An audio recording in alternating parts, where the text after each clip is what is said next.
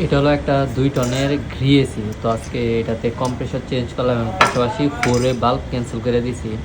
তো আসলে 4 ওয়ে বাল্বগুলা যেমন সুবিধা আবার তেমন অসুবিধা আছে। সুবিধাগুলো কি যে এটা দিয়ে আপনার গরম পাওয়া যায় শীতের সময়।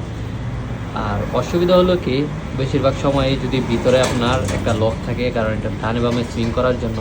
যখন আপনার ডানে বামে সুইং করে তখনই আর কি আপনার মানে মূল বিষয়টা আর কি যে গরম এবং ঠান্ডার বিষয়টা চলে আসে।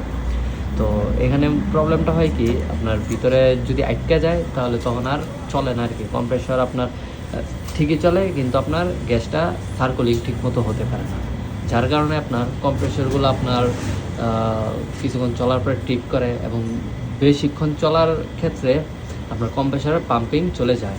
তো যার কারণে আজকে এই পুরো বাল্বটাই ক্যান্সেল করেছি। সৈদিকে বলছি যে আসলে এটা যদি ক্যান্সেল করে দিই তাহলে ভালো, আর ও যদি চেঞ্জ করতে চায় তাহলে সেটা করতে পারে। একটা 4 ওয়ে বাল্বের দাম এখানে প্রায় 75 রিয়াল থেকে 70 রিয়াল। তো সেই 70 রিয়াল খরচ করবে না, সে বলতেছে যে তার গরমের তেমন কোনো প্রয়োজন নেই। তো আমরা বলে দিলাম যে গরমের প্রয়োজন না থাকলে এটা ক্যান্সেল দিয়ে দিলে ভালো হবে, তাহলে আর কোনো সমস্যা হবে না, জাস্ট ঠান্ডা আর কি।